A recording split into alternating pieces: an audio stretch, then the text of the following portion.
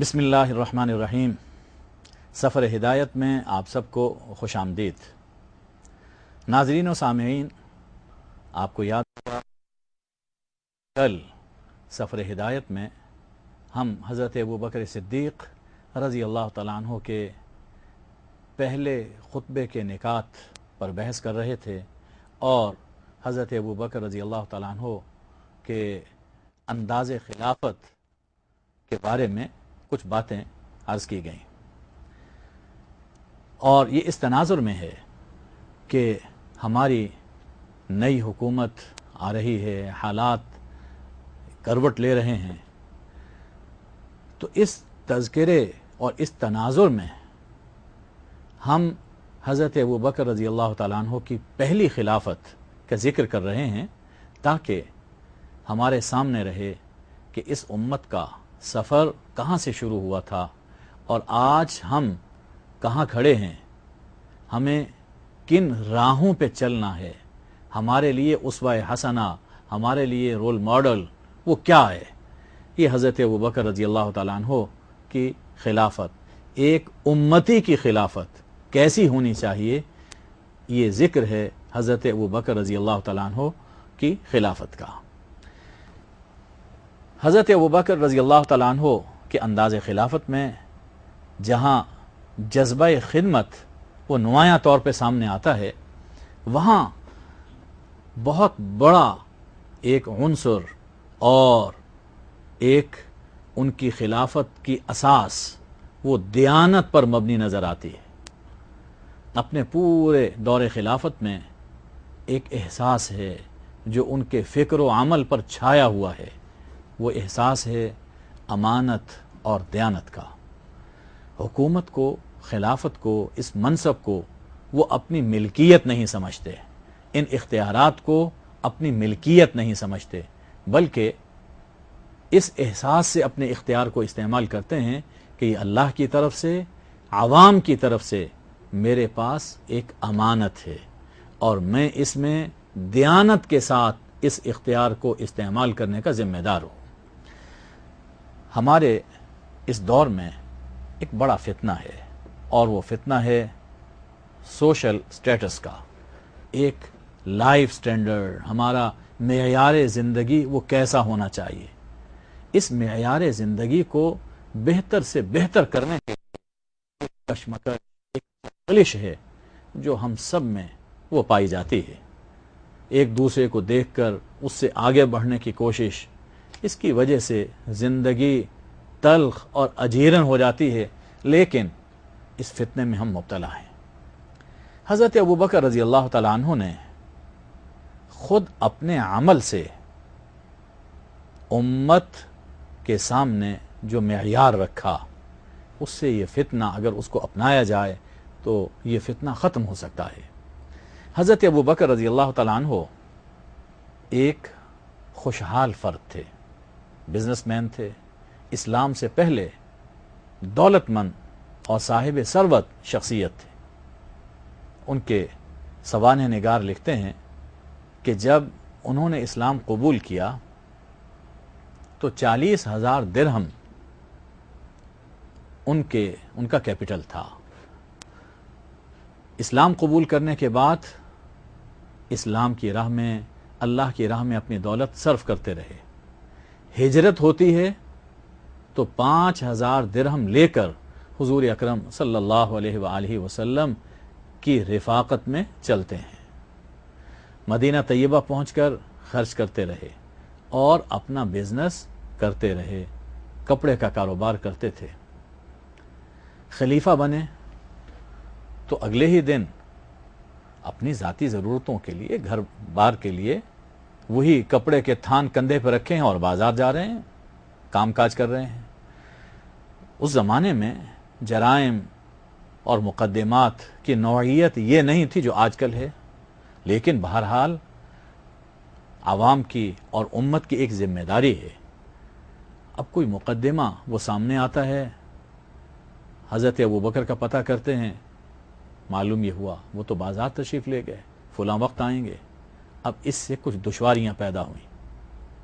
Parliament کا اجلاس ہوتا ہے۔ پارلیمنٹ کیا تھی؟ وہ لوگ پارلیمنٹ کے ممبر تھے، مجلس شورا کے ممبر تھے، جنہوں نے اسلام قبول کرنے میں سبقت کی، جنہوں نے ہجرت کی، اسلام کی، اہل اسلام کی نصرت کی، جو دین کی خدمت میں آگے تھے، وہی لوگ پارلیمنٹ کے ممبر تھے۔ اور یہ اجلاس پارلیمنٹ کا کہاں پہ ہو رہا تھا؟ مسجد نبوی میں۔ یہ پہلا اجلاس ہوتا ہے کہ خلیفہ وقت اپنا وقت امت کی خدمت میں صرف کر رہا ہے، اور اس کا اپنا ذاتی خرچ بھی ہے، اس کے اہل و عیال کا خرچ بھی ہے۔ چونکہ اپنا وقت وہ سارا قوم کے لیے صرف کر رہا ہے، اب قوم کی ذمہ داری ہے کہ وہ اس کا بوجھ برداشت کرے، اس کا خرچ برداشت کرے۔ یہ بات طے ہو گئی۔ اب دوسرا نقطہ یہ تھا کہ کتنا خرچ برداشت کیا جائے، خلیفہ کا وظیفہ کتنا ہونا چاہیے۔ سب سے بڑے خلیفہ جو صاحب ثروت تھے، خوشحال تھے، ان کا وظیفہ کتنا ہونا چاہیے، یہ ہے وہ نقطہ جو ہم سب کو سمجھنا چاہیے، ذہن میں رکھنا چاہیے۔ چنانچہ پوری بحث و تمہیز کے بعد طے یہ پایا کہ ابو بکر صدیق رضی اللہ تعالی عنہ، ان کی جو ذاتی حیثیت ہے امت میں اور اسلام میں، وہ یہ ہے کہ اسلام قبول کرنے میں انہوں نے سبقت حاصل کی، اور اسلام کی خاطر انہوں نے ہجرت کی ہے۔ تو اس وقت مدینہ طیبہ میں ایک مہاجر صحابی، ان کا جتنا روزانہ کا خرچ ہے اتنا ہی خرچ ابو بکر رضی اللہ تعالیٰ عنہ کے لیے مقرر کیا جائے گا۔ ایک عام مہاجر صحابی کا جو روزانہ کا خرچ ہے، جتنا ان کا وظیفہ ہے، وہی وظیفہ خلیفہ وقت حضرت ابو بکر صدیق رضی اللہ تعالی عنہ کے لیے ہوگا۔ گویا خلیفہ ہے، سربراہ ہے، وہ ایک عام انسان، ایک عام مہاجر صحابی، ان کے برابر وظیفہ لینے کا حقدار قرار پایا۔ اس کا خرچ وہی ہوگا جو کہ ایک عام صحابی کا خرچ ہے، ایک عام انسان کا خرچ ہے، اس سے بڑھ کر نہیں۔ ہاں، ایک لباس ہے، جب پہلا لباس پرانا ہو جائے بیت المال میں جمع کروا دیا جائے اور اس کی جگہ دوسرا لباس وہ لے لیا جائے۔ یہ ایک معیار تھا جو اس وقت کی پارلیمنٹ میں انصار اور مہاجرین صحابہ نے مل کر طے کیا، ہمارے لیے ایک اصول فراہم کر دیا کہ سربراہ، صدر، پرائم منسٹر، منسٹرز، ان کا جو لائف سٹینڈرڈ ہے وہ عوام کے برابر رہنا چاہیے، تاکہ لوگ بھی سکھ کا سانس لے سکیں۔ عموماً یہی ہوتا ہے کہ لوگ جب بڑوں کو دیکھتے ہیں کہ ان کا رہن سہن نہایت امیرانہ، ٹھاٹ باٹ سے ہے، عیش و عشرت کی زندگی ہے، ان کے دلوں میں بھی امنگیں وہ پیدا ہوتی ہیں، ہم بھی ایسی ہی زندگی بسر کریں، ہمارے پاس بھی ایسی گاڑیاں ہونی چاہیے، ہم بھی، ہمارے بنگلے وہ بھی اسی طرح کے ہونے چاہیے۔ اس کے نتیجے میں ایک کشمکش وہ معاشرے میں جنم لیتی ہے۔ لیکن اگر یہ معیار رکھا جائے کہ حاکم اور سربراہ، اس کا معیار زندگی، اس کا خرچ ایک عام صحابی، ایک عوام کے برابر، ایک عام شخص کے برابر ہے، تو پھر یہ بہت بڑا فتنہ یہ خود بخود ختم ہو جائے گا۔ اسلامی نظام جس پر ہمارے ہاں بہت بحث ہوتی ہے، کیا کچھ ہونا چاہیے، اگر حضرت ابوبکر رضی اللہ تعالیٰ عنہ کی اس خلافت کو اور اسلام کی روح کو سامنے رکھا جائے تو اسلامی نظام بس وہ ہے کہ جس میں حکام اور عوام کے طرز زندگی، ان کے رہن سہن کے درمیان فرق کو کم کرتے کرتے ختم کر دیا جائے، بس وہ اسلامی نظام اور اسلامی آئین ہے۔ اور اگر سب کچھ کر لیا جائے لیکن انداز زندگی میں، معیار زندگی میں زمین و آسمان کا فرق ہے، تو لاکھ اس پر اسلامی چھاپ لگا لی جائے، وہ اسلامی نظام نہیں ہے۔ یہ حضور اکرم صلی اللہ علیہ وسلم کی اپنی زندگی اور خلفائے راشدین کی زندگی وہ ہمیں یہی کچھ سکھاتی ہے۔ اس حوالے سے مزید گفتگو جاری رہے گی، لیکن ایک چھوٹا سا پڑاؤ لے کر ہمارے ساتھ رہیے۔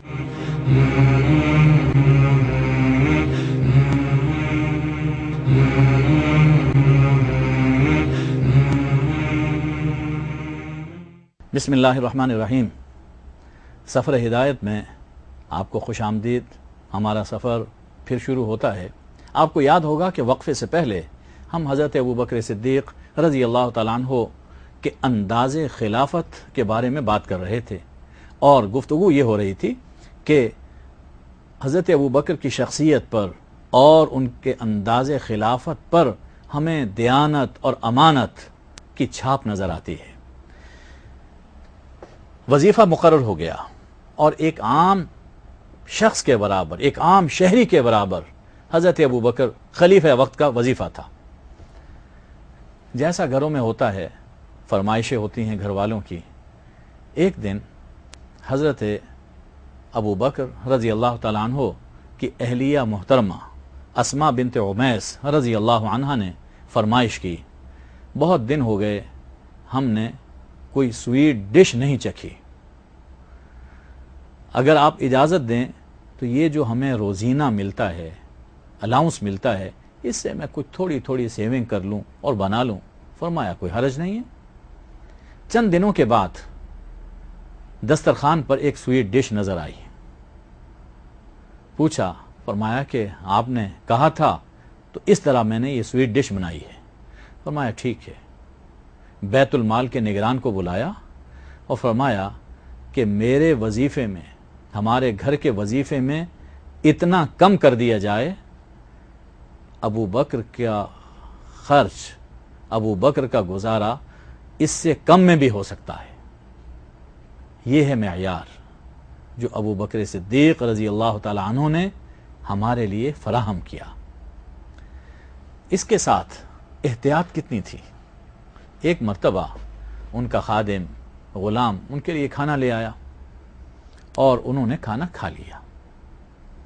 کھانے سے فارغ ہوئے تو اس خادم نے کہا کہ حضرت معلوم ہے کہ یہ کھانا کون سا تھا؟ دور جاہلیت میں کسی نے مجھ سے فال نکلوائی تھی، آج وہ شخص مجھے ملا اور کہا کہ وہ تمہارا کہا پورا ہو گیا، جو تم نے کہا تھا ویسا ہی ہوا، تو اس کے بدلے میں یہ کھانا میں تمہیں دے رہا ہوں، تمہاری خدمت کر رہا ہوں، یہ کھانا وہ میں آپ کے لیے لے آیا۔ حضرت ابوبکر رضی اللہ عنہ نے فرمایا کہ نالائق، تم نے مروا ڈالا، یہ تو حرام تھا۔ یہ وہ کھانے، وہ نظریں، وہ نذرانے جو ان فالوں پر اور ان چیزوں پر حاصل کیے جاتے ہیں، یہ امت کے لیے حلال نہیں ہے۔ حضرت ابوبکر رضی اللہ تعالیٰ عنہ نے یہی بات ہمیں سکھائی۔ اب کھانا تو کھا چکے تھے تو کیا کرتے؟ حضرت ابوبکر رضی اللہ تعالیٰ عنہ نے بڑے تکلف اور بڑی مشقت سے وہ کھانا باہر نکالا، خارج کیا، قے کی۔ کیوں؟ فرمایا کہ جو جسم لقمہ حرام سے پرورش پاتا ہے، جو جسم حرام سے پرورش پاتا ہے، اس کا بہترین ٹھکانہ جہنم ہے۔ یعنی حرام کھانے والا شخص وہ جنت میں نہیں جائے گا۔ جو جسم حرام سے پرورش پایا ہو، جو جسم حرام سے پلا بڑا ہو، اس کا ٹھکانہ وہ جہنم ہے، جنت نہیں ہے۔ تو اتنی احتیاط حضرت ابوبکر نے وہ ہمارے سامنے پیش کی۔ ظاہر ہے کہ جب سربراہ اس درجے میں محتاط ہوگا، حرام سے بچنے والا ہوگا، تو جو اس کے ماتحت ہیں یقیناً وہ بھی حرام سے بچیں گے۔ ایک موقع پر عجیب واقعہ وہ ہوتا ہے، حضرت ابوبکر رضی اللہ تعالیٰ عنہ نے پانی مانگا۔ گرمی کا موسم، تو لوگ اس زمانے میں جیسا ٹھنڈا پانی ہوتا تھا اس میں وہ شہد ڈال کر آپ کو پیش کیا گیا۔ پانی مانگا تھا اور شہد کا شربت وہ پیش کیا جا رہا ہے۔ منہ کے قریب لے گئے، اچانک آنکھوں سے آنسو بہنا شروع ہوئے اور ہچکی بند گئی۔ پانی، شربت پیا نہیں جا رہا۔ یہ حال دیکھ کر لوگوں کے دل وہ بھی پسیج گئے کہ کیا قصہ ہے۔ فرمایا، جب پوچھا گیا تو فرمایا کہ مجھے حضور اکرم صلی اللہ علیہ وآلہ وسلم کا ایک فرمان یاد آ گیا۔ ایک دن میں خدمت اقدس میں حاضر تھا کہ سرور دو عالم صلی اللہ علیہ وآلہ وسلم بڑے زور سے فرماتے ہیں کہ دور ہو جا، دفع ہو جا۔ میں نے عرض کی کہ یا رسول اللہ، آپ کس چیز کو دفع دور کر رہے ہیں؟ مجھے تو کچھ نظر نہیں آ رہا۔ ارشاد فرمایا کہ یہ دنیا دلکش ہو کر، دل فریب ہو کر، مجسم ہو کر میرے سامنے آ رہی تھی، تو میں اس دنیا سے کہہ رہا تھا کہ مجھے تمہاری ضرورت نہیں، تم دور ہو جاؤ، دفع ہو جاؤ۔ تو آج میرے پانی مانگنے پر جب شربت پیش کیا گیا تو مجھے وہ بات یاد آ گئی، وہ ارشاد یاد آ گیا کہ کہیں میں اس دنیا میں تو نہیں پھنس رہا، وہ دنیا میرے پاس تو نہیں آ رہی ہے۔ یہ احساس تھا، یہ احساس ذمہ داری، یہ امانت اور دیانت، یہ خلیفہ وقت میں تھی۔ اس کے ساتھ سادگی ایسی کہ انسان حیران ہو۔ فتنہ ارتداد کا سر کچلا گیا، یمن سے وہ خاندان بھی گرفتار ہو کر آیا جو مدتوں وہاں حکمران رہا تھا۔ اس خاندان کا چشم و چراغ، آخری چشم و چراغ ذوالقلع حمیری موجود اسی گروپ میں تھا۔ چنانچہ اور اس حال میں وہ آیا کہ اس نے بہترین لباس وہ پہنا ہوا ہے اور اس کے ہمراہی وہ بھی آراستہ و پیراستہ، جیسا کہ شاہی پوشاک اور ان کا دستور ہوا کرتا ہے۔ حضرت ابوبکر رضی اللہ تعالی عنہ کے پاس جب پہنچا تو اس کی توقع کے برخلاف شخصیت، وہ اپنے ذہن میں اس لیے سنور کے آیا تھا، سج دھج کے آیا تھا کہ میں ایک بڑے بادشاہ سے ملنے کے لیے جا رہا ہوں، لیکن جب وہاں پہنچا تو دیکھا کہ دو چادریں جیسے احرام کی چادریں ہوا کرتی ہیں، خلیفہ وقت جس کا ایک روب، ایک دھاک بیٹھی ہوئی تھی، وہ اسی طرح کی دو چادریں اوڑھے ہوئے بیٹھے ہیں۔ حیران ہوا۔ کچھ ہی عرصے میں اسے اسلام قبول کرنے کی توفیق ملی۔ ایک دور ایسا بھی آیا کہ جب یمن سے اسے ملنے کے لیے کچھ لوگ آئے اور وہ بھی حضرت ابوبکر رضی اللہ تعالیٰ عنہ جیسا لباس اوڑھے ہوئے بازار میں پھر رہا ہے۔ کسی نے کہا کہ یہ آپ نے کیا شکل بنا رکھی ہے، کہاں وہ شاہی جاہ و حشم اور کہاں یہ سادگی۔ اس پر اس نے بڑی خوبصورت بات کہی کہ اسلامی تہذیب اور اسلامی تمدن کے اثر نے مجھے ان تکلفات سے بے نیاز کر دیا۔ جو ایک وقار، ایک راحت اور ایک سہولت اسلامی تہذیب میں ہے، وہ ہماری شاہوں کی تہذیب میں نہیں ہے۔ حضرت ابوبکر نے خود اپنی زندگی سادہ گزاری، اسے دیکھ کر لوگ بھی اپنی زندگی سادہ بسر کرتے تھے۔ اس طرح سے خلافت کے امور انجام دیتے ہوئے حضرت ابوبکر زندگی کے آخری مرحلے میں پہنچتے ہیں۔ مرض وفات ہے، پوچھتے ہیں کہ دیکھو خلیفہ بننے کے بعد میرے اثاثوں میں کتنا اضافہ ہوا۔ جی ہاں، یہ بہت اہم چیز ہے، بہت اہم چیز ہے کہ منصب ملنے سے پہلے ایسٹس کتنے ہیں اور منصب ملنے کے بعد ریٹائرڈ ہونے پر، منصب چھوڑنے پر، اس دنیا سے جانے پر اس کے ایسٹس میں کتنا اضافہ ہوتا ہے، اس کا جائزہ لیتے رہنا ضروری ہے۔ حضرت ابوبکر نے یہی مثال اور اصول ہمارے سامنے پیش کیا۔ پوچھا گیا کہ کتنا اضافہ ہوا، بتایا گیا کہ ایک حبشی غلام ہے، اس کے دو کام ہیں، ایک تو یہ ہے کہ گھر کی دیکھ بھال کرتا ہے اور اس کے ساتھ وہ قوم کی خدمت بھی کرتا ہے، تلواریں انہیں سیکل کرتا ہے، اور ایک اونٹنی ہے جس پر پانی وغیرہ لایا جاتا ہے، اور ایک چادر ہے جو پہلے آپ کے پاس نہیں ہوتی تھی اور اب آپ کے پاس، وہ آپ کے سرمایہ میں وہ ہے۔ فرمایا کہ جب میں اس دنیا سے رخصت ہو جاؤں تو یہ سامان آنے والے خلیفہ کے پاس بھیج دیا جائے تاکہ بیت المال میں جمع کر دیا جائے۔ چنانچہ آپ کے جانشین حضرت عمر فاروق رضی اللہ تعالیٰ عنہ کے پاس جب یہ چیزیں یہ پہنچائی گئیں اور ان کا فرمان اور ان کی وصیت انہیں سنائی گئی تو رو پڑے۔ فرمایا کہ ابو بکر، تم نے اپنے جانشینوں کے لیے کام بہت دشوار کر دیا اور تم نے مرنے کے بعد بھی زہد کا دامن اپنے ہاتھ سے نہیں چھوڑا اور کسی کو نکتہ چینی کا موقع نہیں دیا۔ عین آخری جب دن تھا تو ام المؤمنین حضرت عائشہ صدیقہ رضی اللہ تعالی عنہ بیٹی حضرت ابوبکر کی بیٹی، ان کی صاحبزادی ان کے پاس موجود ہیں۔ پوچھا کہ رسول اللہ صلی اللہ علیہ وسلم کو کتنے کپڑوں میں کفن دیا گیا؟ بتایا کہ 3 کپڑے تھے۔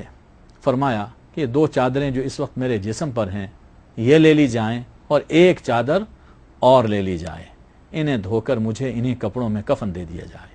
ام المؤمنین عائشہ رضی اللہ عنہا رو پڑیں، عرض کی کہ بابا کیا ہم اتنے گئے گزرے ہو گئے کہ آپ کو نئے کپڑوں میں کفن نہیں دے سکتے؟ فرمایا کہ ابا کی جان یہ بات نہیں ہے، یہ بات نہیں کہ تم دے نہیں سکتے، لیکن میں یہ سمجھتا ہوں کہ مردوں کی بنسبت زندہ لوگ نئے کپڑوں کے زیادہ حقدار ہیں۔ میرا کیا ہے، میں تو زمین میں دفن ہو جاؤں گا، یہ کپڑے بھی مٹی میں مل کر مٹی ہو جائیں گے، میرا گزارا انہی کپڑوں میں ہو جائے گا۔ اس وقت جو زندہ لوگ موجود ہیں ان کو نئے کپڑے پہنائے جائیں۔ یہ حضرت ابوبکر ہیں، اور ہمارا سفر، ہماری امت کا سفر، ہماری قیادت کا سفر یہاں سے شروع ہوتا تھا، اور آج دیکھیے کہ ہم کہاں کھڑے ہیں۔ اگر ہم اپنے آپ کو، اپنے حال کو سنوارنا چاہتے ہیں اور اپنے ملک کو سنوارنا چاہتے ہیں، اپنے مستقبل کو درخشاں کرنا چاہتے ہیں، تو ہمیں اسی منزل پر اور اسی مثال پر لوٹنا ہوگا جو ہماری خلافت راشدہ نے وہ ہمارے سامنے رکھی تھی۔ اس کے بغیر ہم منزل مقصود تک نہیں پہنچ سکتے۔ اللہ ہم سب کو یہ حقیقت پہچاننے کی اور عمل کی توفیق دے۔ نئی حکومت جو قائم ہو رہی ہے، اللہ انہیں توفیق دے کہ عدل و انصاف کے ساتھ، امانت اور دیانت کے ساتھ اور فہم و فراست کے ساتھ اس قوم اور اس ملک کی خدمت کر سکیں۔ آپ کی رفاقت کا شکریہ۔ انشاءاللہ پھر آپ سے ملاقات ہوگی۔ وما علینا الا البلاغ۔